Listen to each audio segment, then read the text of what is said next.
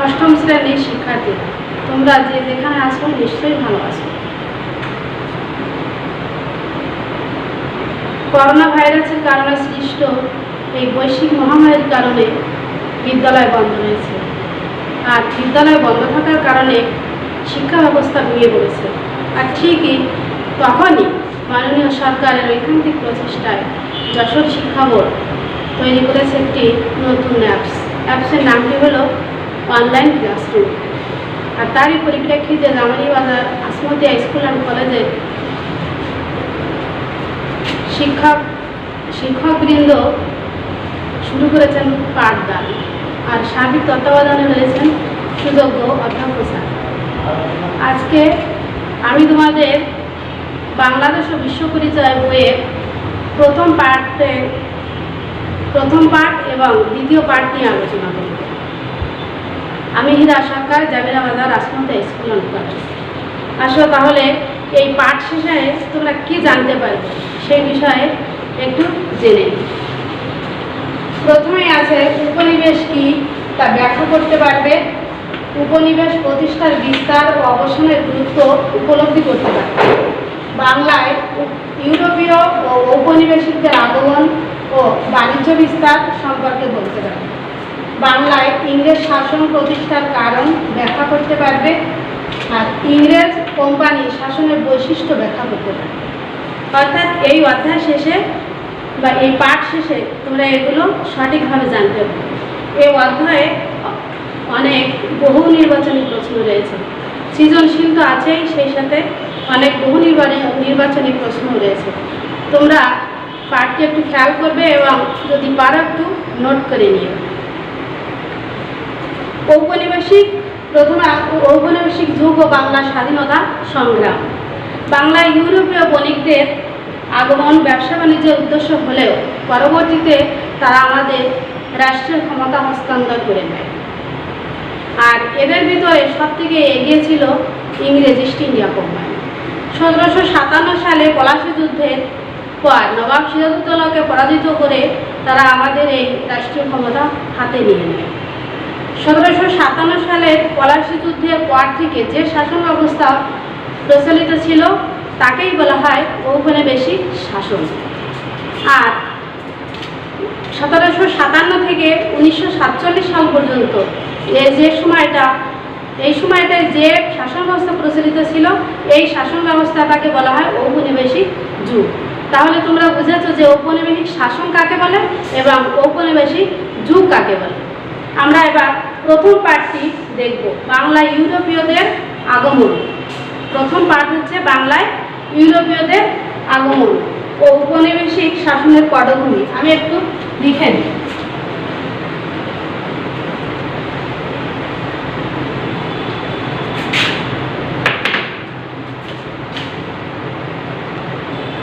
Part 1,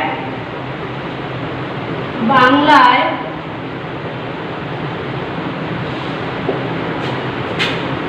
ইউরোপীয়দের আগমন।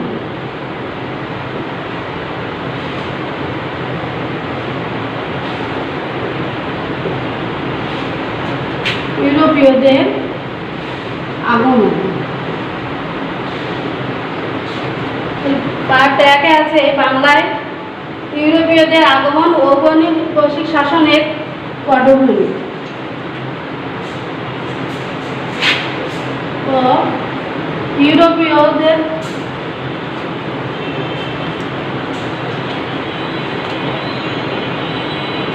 আগমন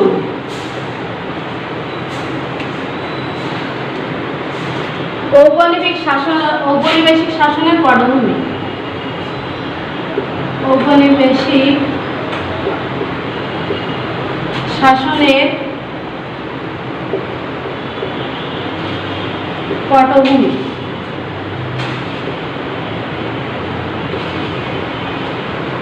প্রথম পাঠে আমরা বাংলায় ইউরোপীয়দের আগমন এবং ঔপনিবেশিক শাসনের পটভূমি, কারণে ইউরোপীয়রা কিভাবে আমাদের দেশে এসেছিল এবং এরা কিভাবে শাসনের সমগ্র ক্ষমতা হাতিয়ে নেয়। বিদেশি কর্তৃক কোনো দেশ শাসন করে সেখানে দখলদারদের শাসন ব্যবস্থা প্রতিষ্ঠা করলেই তাকে ঔপনিবেশিক শাসন বলে না। ঔপনিবেশিক শাসনের একটি বৈশিষ্ট্য রয়েছে, তা হলো তারা কিছুদিনের জন্য যে কোনো একটি দেশে বসতি স্থাপন করবে এবং পরবর্তীতে তারা ওই দেশ থেকে নিজেদের পাট চুকিয়ে আবার নিজেদের দেশে ফিরে যাবে। তবে তারা যতদিন ওই দেশে থাকবে ততদিন তারা ওই দেশে ব্যবসা বাণিজ্য করে তাদের যে মুনাফা অর্জিত হবে, মুনাফাগুলো তারা নিজ দেশে পাচার করবে। এবং যে সময় দেখবে যে ওই অঞ্চল বা ওই দেশে লোকেরা বিদ্রোহ ঘোষণা করেছে তাদের বিরুদ্ধে, বা ওই দেশে থেকে ব্যবসা বাণিজ্য করা তাদের পক্ষে আর লাভজনক বলে মনে হচ্ছে না, ঠিক তখনই তারা কী করবে, তখনই তারা ওই দেশ থেকে চলে যাবে। অর্থাৎ দখলদারদের শাসন করা যে সময়টা, ওই সময়টাকে বলে হচ্ছে ঔপনিবেশিক শাসন। আর উপনিবেশ স্থাপন হচ্ছে ওই কোনো বিদেশে গিয়ে সেখানে একটা বসতি স্থাপন করা, ওইটা হচ্ছে উপনিবেশ স্থাপন।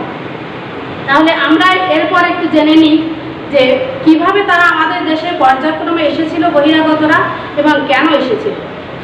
ইংরেজদের আগমনের পূর্বেই বহিরাগতরা আমাদের এই দেশে এসেছিল, আর আমাদের এদেশে আসার একটাই মাত্র কারণ ছিল, তা হলো আমাদের এই ভারতবর্ষের ধন সম্পদ, ধনধান্যে পুষ্পে ভরা আমাদের এই বসুন্ধরা। আমরা এই গানটা অবশ্যই শুনেছি, আর শুনেই আমরা বুঝতে পারি যে আমাদের এই দেশটা তখন ছিল ধনধান্যে পুষ্পে ভরা। এজন্যই বহিরাগতরা বারবার আমাদের দেশে এসেছে এবং এখানে ব্যবসা বাণিজ্য করে নিজ দেশে সম্পদ পাচার করেছে।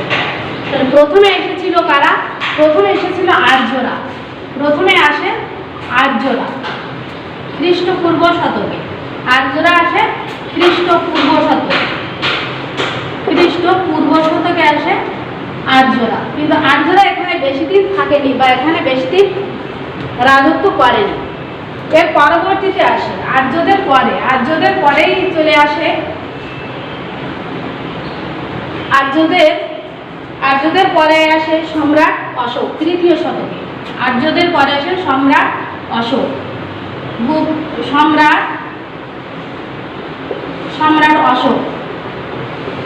সম্রাট অশোক আসে তৃতীয় শতকে। মৌর্য সম্রাট, ইনি ছিলেন মৌর্য সম্রাট।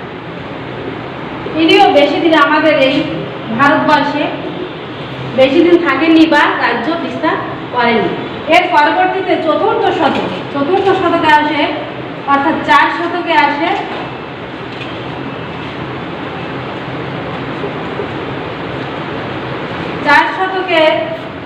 গুপ্ত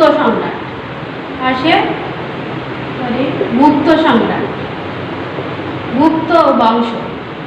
গুপ্তরা বেশ কিছুদিন শাসন করে তারা নিজ দেশে ফিরে যায় এবং গুপ্তরা শাসন করে নিজ দেশে ফিরে যাওয়ার পর আসে 7ম শতকে আসে রাজা শশাঙ্ক। বাংলার রাজা ছিল শশাঙ্ক।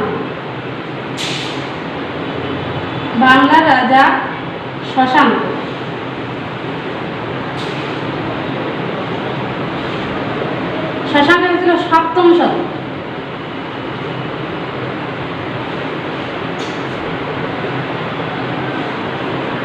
সপ্তম শতকে যখন শশাঙ্ক এলেন, ইনি বেশ কিছুদিন এখানে রাজত্ব করেছিলেন। প্রায় 200 বছর তিনি রাজত্ব করেন। এরপর শশাঙ্কের মৃত্যু হয়। শশাঙ্কের মৃত্যুর পর শুরু হয় সমগ্র ভারতবর্ষ জুড়ে অরাজকতার যুগ কি ছিল? অরাজকতার যুগকে সংস্কৃত শব্দে বলা হয় মাৎস্যন্নের যুগ। অর্থাৎ বড় মাছগুলো পুকুরে ছোট মাছদের যেমন করে আক্রমণ করে এবং পরিশেষে তারা গ্রাস করে ফেলে, ঠিক তেমনি এখানেও বড় বড় যারা রাজারা ছিল তারা ছোট ছোট এরিয়া নিয়ে, যে ছোট ছোট রাজারা ছিল তাদেরকে আক্রমণ করত এবং তাদেরকে শেষ পর্যন্ত রাজ্যবিহীন করে দিত। এই জন্য এই সময়টাকে বলে অরাজকতার যুগ বা মাৎস্যান্নের যুগ। এই সময়টাকে বলা হয় মাৎস্যান্নের যুগ।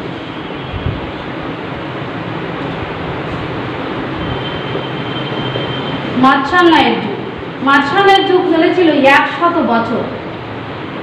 100 বছর, কারণ এই 100 বছর এই ভারতবর্ষে কোনো উপযুক্ত রাজা সেখানে আসেনি। তাহলে আমরা এটা বুঝতে পারছি যে খ্রিস্টপূর্ব থেকে এসেছিল আর্যরা, এরপর আসে সম্রাট অশোক, মৌর্য সম্রাট অশোক, এরপরে আসে গুপ্ত বংশ, এরা 4 শতকে এসেছিল, এরপরে বাংলা রাজা ছিল শশাঙ্ক। শশাঙ্ক 2 বছর শাসন করার পর এখানে তিনি মৃত্যুবরণ করেন। মৃত্যুবরণ করার পর মাৎসান্যের যুগ শুরু হয়, অর্থাৎ এখানে অরাজকতার যুগ শুরু হয়। মাৎসান্য শব্দটি কিন্তু সংস্কৃত শব্দ, তোমরা ভালো করে জেনে নিও। এরপর মাৎসান্যের যুগ শেষে আসে রাজা গোপাল। মাৎসান্যের যুগ শেষে সর্বপ্রথম এসেছিল রাজা গোপাল। রাজা গোপাল অর্থাৎ পাল বংশ এসেছিল। রাজা গোপাল অর্থাৎ পাল বংশ শুরু হলো।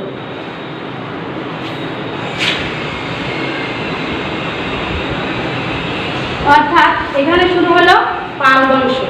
তাহলে পালরা কতদিন শাসন করেছিল? প্রায় 400 বছর। প্রায় 400 বছর তারা শাসন করেছে। 400 বছর শাসন করেছিল এই পালরা। এরপর 11 শতকের মাঝামাঝি পর্যায়ে এসে আবার বাংলার ক্ষমতা চলে যায় বহিরাগতদের হাতে। তাহলে এই সময় পর 11 শতকে যখন আসে, 11 শতকে এসে বহিরাগতদের হাতে চলে যায় বাংলার ক্ষমতা। সমগ্র বাংলার ক্ষমতা চলে যায় বহিরাগতদের হাতে। দক্ষিণ ভারতের কর্ণাটক থেকে এসেছিল সেনরা। সেনরা কিন্তু এই সময় ক্ষমতায় বসে। তাহলে দক্ষিণ ভারতের কর্ণাটক থেকে এই সময় আসে কারা? গোপালের পর আসে সেন রাজারা। সেন রাজা লক্ষণ সেন।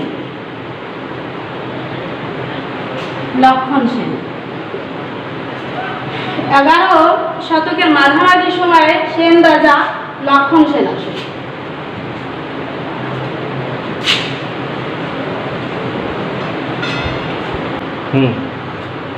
সেনদের অবসান ঘটিয়ে বহিরাগত মুসলমানদের আগমন ঘটে। সেনদের অবসান ঘটে কারা? বহিরাগত মুসলমানরা। আর বহিরাগত মুসলমানদের হাত ধরেই এদেশে আসা মধ্যযুগ। এর আগে পর্যন্ত যেগুলো ছিল সেগুলো ছিল প্রাচীন যুগ। আমরা যেগুলো পড়ে আসলাম এগুলো ছিল প্রাচীন যুগ, কিন্তু এই মুসলমানদের হাত ধরেই সর্বপ্রথম আমার এই ভারতবর্ষে চলে আসে মধ্যযুগ। আর মধ্যযুগের হাত ধরেই পরবর্তী দিনগুলো চলতে থাকে। তুর্কি সেনাপতি ইখতিয়ারউদ্দিন মুহাম্মদ বিন বখতিয়ার খলজি। তুর্কি সেনাপতি ছিল ইখতিয়ারউদ্দিন মুহাম্মদ বিন বখতিয়ার খলজি। তিনি এদেশে এসে শাসন প্রতিষ্ঠা করেন এবং লক্ষণ সেনকে পরাজিত করে নদিয়া আক্রমণ করে সে নদিয়া থেকে কিছু অংশ, বাংলার কিছু অংশ তিনি শাসন করেন। তিনি এসেছিলেন 1204 থেকে 1206 খ্রিস্টাব্দ সাল পর্যন্ত ইখতিয়ারউদ্দিন মুহাম্মদ বিন বখতিয়ার খলজি শাসন করেছিলেন। এই 1206 খ্রিস্টাব্দে বখতিয়ার খলজির মৃত্যু হয়।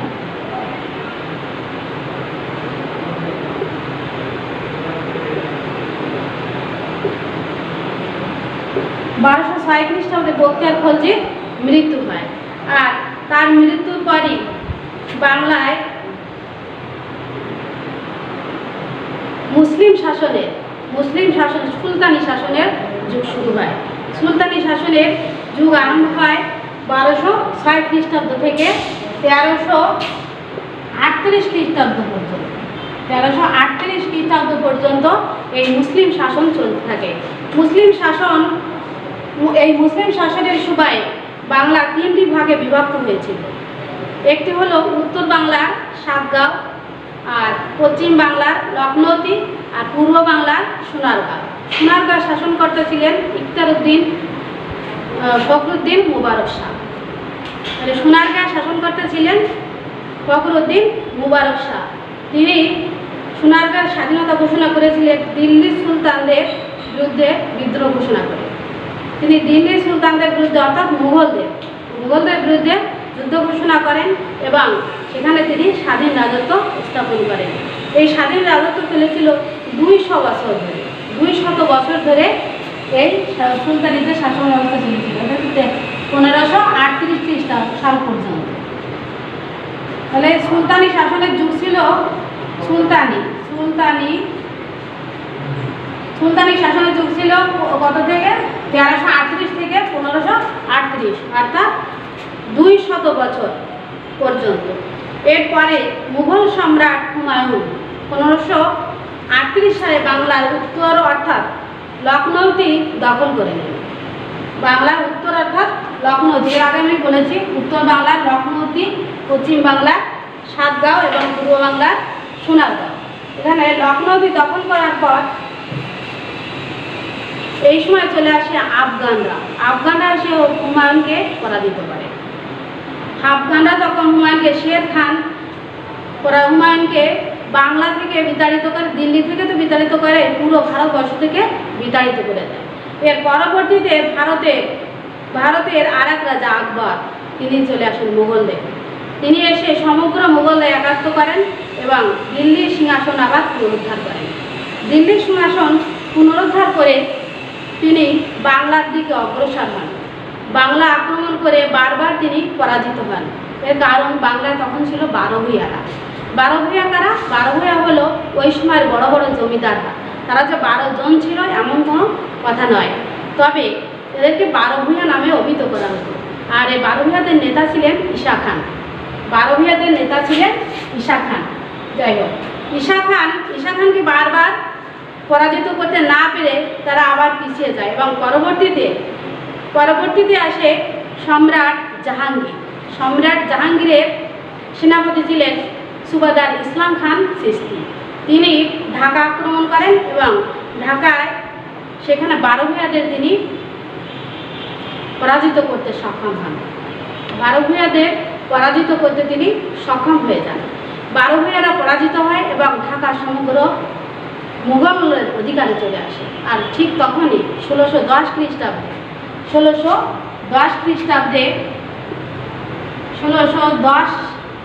খ্রিস্টাব্দে ঢাকার নামকরণ করা হয় জাহাঙ্গীরনগর। 1610 খ্রিস্টাব্দে, কারণ ওই সময় সম্রাট ছিলেন জাহাঙ্গীর, এই জন্য জাহাঙ্গীরের নাম অনুসারে তার নামকরণ করা হয় জাহাঙ্গীরনগর। এভাবে বাংলার মুঘল শক্তির অধিকার সম্পন্ন হয়। এই বিদেশি মুঘল শাসন চলে 18 শতকের মাঝ পর্যন্ত। এই বিদেশি মুঘলদের ক্ষমতা চলে 18 শতকের মাঝ পর্ব পর্যন্ত। এরপরে 1757 সালে সেই পলাশী যুদ্ধের মাধ্যমে নবাব সিরাজউদ্দৌলাকে পরাজিত করে সমগ্র ক্ষমতা হাতিয়ে নেন কারা? ইংরেজরা। তারপর থেকেই ইংরেজদের আধিপত্য বিস্তার শুরু হয়। তাহলে আমাদের প্রথম পার্টে যেটুকু ছিল, দেখো, বাংলায় ইউরোপীয়দের আগমন এবং ঔপনিবেশ শাসনের পটভূমি।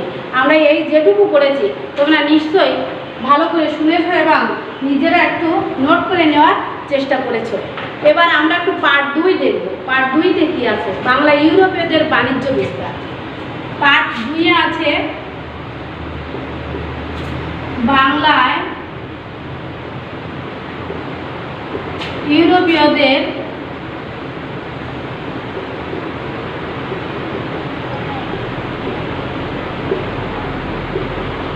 বাণিজ্য বিস্তার।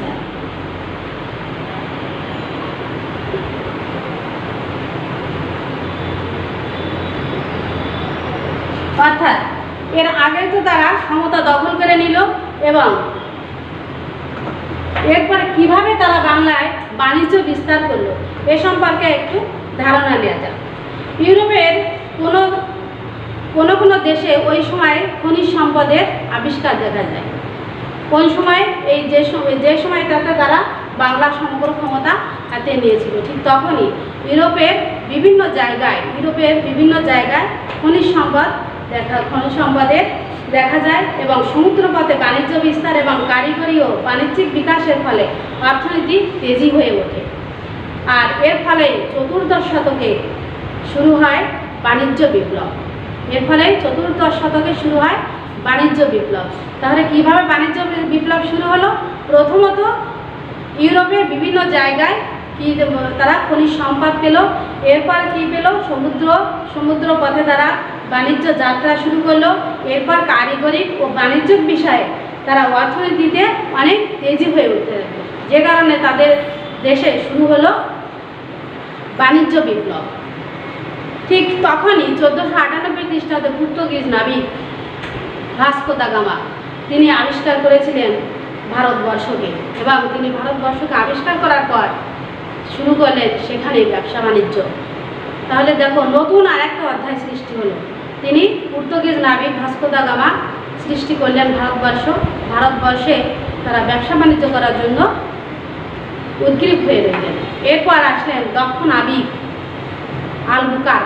তিনি এত দক্ষ ছিলেন যে ভারতবর্ষের সমগ্র অঞ্চল এবং ভারত সাগর সম্পূর্ণ তার করায়ত্ত করে নিয়েছিলেন ব্যবসা বাণিজ্য করার জন্য। এরপরে দেখা যায় ইউরোপের বিভিন্ন দেশে যুদ্ধ হতে থাকে, ছোট ছোট দেশে যুদ্ধ হতে থাকে। এই সময় 1648 সালে এই যুদ্ধ থামানোর জন্য যে শান্তি চুক্তিগুলো হয়, সেখানে একটি শান্তি চুক্তি হয়েছিল। এই শান্তি চুক্তির নাম হলো ওয়েস্টফালিয়া চুক্তি। ওয়েস্টফালিয়া কেন নাম দেওয়া হয়েছিল? এই চুক্তিগুলো জায়গার নাম অনুসারে দেওয়া হয়। যেমন ওয়েস্টফালিয়া নামক একটি স্থানে বসেই শুরু হয়েছিল এই চুক্তি, এজন্য এই চুক্তির নাম হলো ওয়েস্টফালিয়া চুক্তি।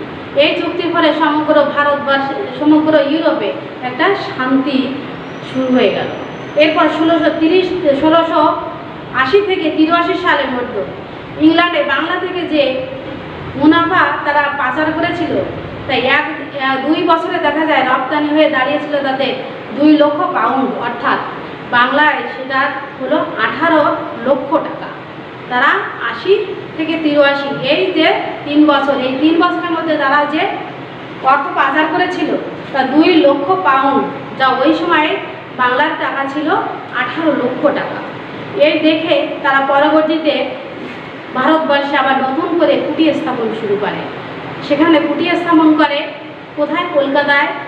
কলকাতায়, চন্দননগর, চুঁচুড়ায়, কাশিমবাজার, এছাড়াও আরও অনেক জায়গায় তারা বিভিন্ন রকম কুটি স্থাপন করেছিল। কাশিমবাজারে যে কারখানাটা ছিল, এই কারখানায় ফরাসি পর্যটক বার্নিয়ার তার লেখায় লিখেছিলেন যে কাশিমবাজারে ওই ফ্যাক্টরিতে একদিনে 700-800 লোক নিয়োগ করা হতো। 700-800 লোক নিয়োগ করা হতো, কারণ ওই কারখানায় একদিনে 22 বেল সিল্ক কাপড় উৎপাদিত হতো। তাহলে বোঝা যায় যে কত লাভ করে। এই লাভ করার কারণেই তারা পরবর্তীতে বিভিন্ন জায়গায় কুটির স্থাপন করে এবং কুটির স্থাপনের পর তারা সেখান থেকে ব্যবসা বাণিজ্য শুরু করে দেয়। এরপরে 1682 সালে ইংল্যান্ডের যে কোম্পানিগুলো, এই কোম্পানিগুলোর গভর্নর হয়ে আসেন হেজেজ। তিনি এদেশে এসে দেখতে পান যে মোগল যে কর্মচারী ছিল তাদের ভিতরে রাজস্ব সংক্রান্ত দুর্নীতি আছে। এই দুর্নীতিটা তিনি বুঝতে পারেন এবং তখনই তিনি আবার দেশে ফিরে যান। দেশে ফিরে যায় ইংল্যান্ডের রাজা ছিলেন দ্বিতীয় চার্লস। তিনি তাকে বোঝানোর চেষ্টা করেন বিষয়টি। তিনি রাজাকে বোঝাতে পারেন এবং সৈন্য নিয়ে যুদ্ধের জন্য তিনি আবার ভারতবর্ষে ফিরে আসেন।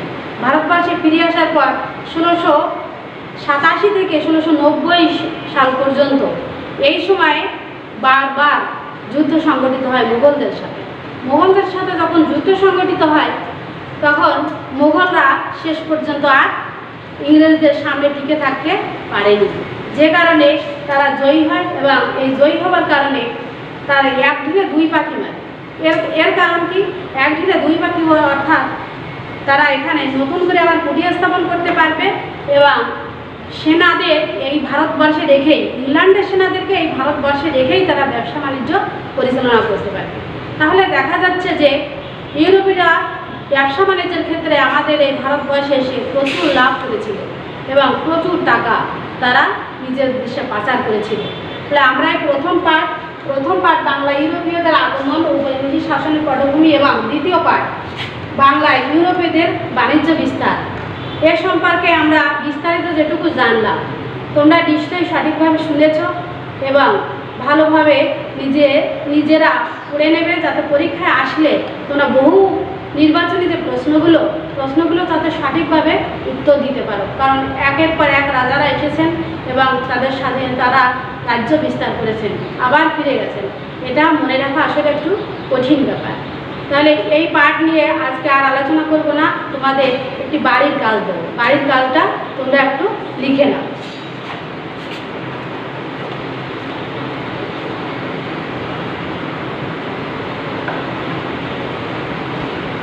ঔপনিবেশিক শাসনের পটভূমি ব্যাখ্যা কর।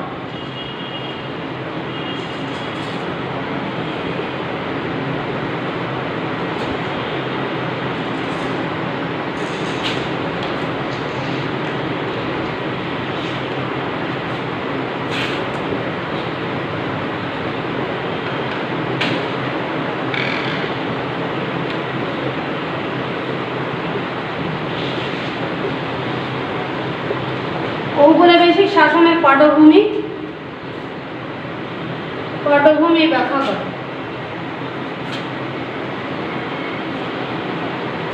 তাহলে তোমরা বাড়ির কাজটা সঠিকভাবে লিখে নাও এবং তোমরা বাড়ি অবশ্যই এই করোনা ভাইরাসের কারণে বাড়ি থেকে থাকা অবস্থায় তোমরা লেখাপড়া সঠিকভাবে করছো এবং করো, কারণ সামনেই তোমাদের পরীক্ষা। এই পরীক্ষার জন্য প্রিপারেশান নাও, কারণ সামনে তোমাদের একটা বোর্ড পরীক্ষা আছে। এই জন্য তোমাদেরকে আরও সুন্দরভাবে লেখাপড়া করতে হবে। আজকে এই পর্যন্তই, ধন্যবাদ।